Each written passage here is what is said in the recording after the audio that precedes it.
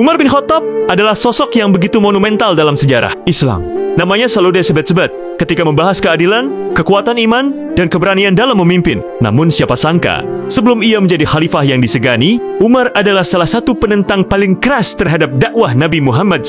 Lahir dari Bani Adi, salah satu klan terhormat di kalangan Quraisy, Umar tumbuh sebagai pria yang cerdas, tegas, dan ahli bicara. Ia juga dikenal karena kekuatannya, sehingga sering diutus sebagai utusan Quraisy dalam berbagai perundingan. Namun, di awal penyebaran Islam, ia termasuk tokoh yang paling keras menolak ajaran Nabi Muhammad. Ia menyaksikan bagaimana Islam menyatukan para budak dan bangsawan. Dan itu dianggap mengganggu tatanan sosial Quraisy saat itu.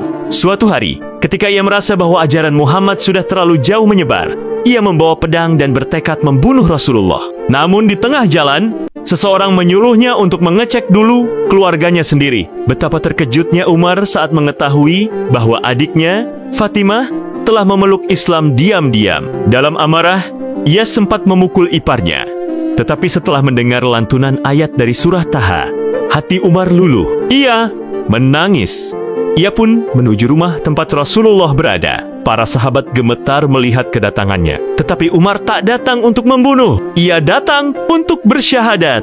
Sejak saat itu, Umar berubah total. Ia adalah orang pertama yang berdakwah torang-turangan setelah sebelumnya kaum muslimin berdakwah secara sembunyi. Rasulullah bahkan pernah berkata, tidak ada hijrah secara terang-terangan kecuali Umar. Ia salat di Ka'bah tanpa takut.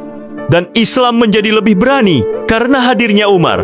Dalam setiap peperangan besar seperti Badar, Uhud, dan Handak, Umar turut serta.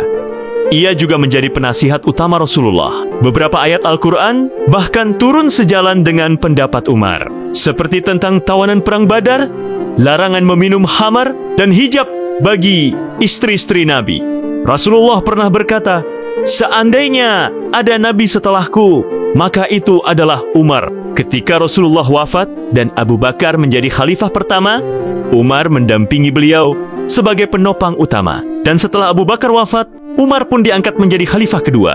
Di masa kekhalifahannya, dunia Islam berkembang pesat. Dalam waktu yang singkat, wilayah Islam meluas ke Persia, Syam, Mesir, dan sebagian Bizantium. Tetapi yang luar biasa bukan hanya ekspansi wilayah, melainkan cara Umar membangun peradaban. Ia mengatur administrasi negara dengan sangat rapi. Dibentuknya sistem Baitul Mal, pendataan penduduk, gaji bagi pasukan, dan bahkan sistem pengadilan yang kita kenal hari ini. Umar juga menciptakan kalender Hijriyah yang digunakan umat Islam hingga sekarang. Namun yang paling diingat dari Umar bukan sekadar prestasi politiknya, melainkan keadilannya. Umar dikenal sebagai khalifah yang berani menegur pejabat yang hidup mewah. Gubernur yang lalai langsung dicopot. Umar tidak segan turun langsung mengawasi rakyatnya, bahkan menyamar di malam hari demi memastikan tidak ada yang kelaparan. Ada satu kisah yang sangat terkenal. Suatu malam, Umar mendengar tangisan anak kecil dari sebuah rumah. Ia mendekat dan mendengar ibu anak itu sedang memasak batu agar anaknya merasa bahwa makanan sedang dimasak. Umar menangis. Ia segera kembali ke gudang logistik, memikul sendiri sekarung gandum, dan membawanya ke rumah itu. Ketika ajudannya menawarkan diri untuk membawakan, Umar menjawab, apakah kamu juga akan memikul dosaku di hari kiamat? Umar juga terkenal sebagai pemimpin yang sangat takut kepada Allah. Ia pernah berkata, jika seekor keledai tergelincir di jalanan Irak, maka aku takut Allah akan menanyakan kepadaku, mengapa engkau tidak meratakan jalan itu, wahai Umar? Sayangnya, umur kepemimpinan Umar tidak panjang. Saat salat subuh, seorang budak Persia bernama Abu Luluhah menikamnya dari belakang. Umar jatuh dalam kondisi luka parah. Ia masih sempat memimpin beberapa hari sebelum akhirnya wafat. Namun, sebelum wafat, ia meminta agar bisa dimakamkan di sebelah Rasulullah SAW, dan Abu Bakar permintaan yang akhirnya dikabulkan. Wafatnya Umar bukan hanya duka bagi umat Islam, tetapi juga kehilangan bagi dunia. Sosok yang mampu memimpin dengan ketegasan dan cinta, yang membuat musuh gentar dan rakyat merasa aman. Diriwayatkan bahwa setan pun takut berjalan di jalan yang sama dengan Umar.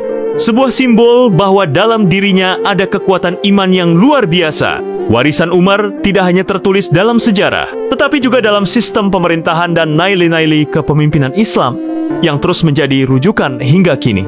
Kita hidup di zaman yang serba cepat, serba digital, dan kadang jauh dari nilai-nilai kepemimpinan sejati. Tapi sejarah selalu menyimpan pelajaran. Umar bin Khattab adalah cermin bahwa kekuasaan bisa berarti amanah, bukan sekadar kehormatan. Pertanyaannya sekarang, adakah Umar di zaman kita?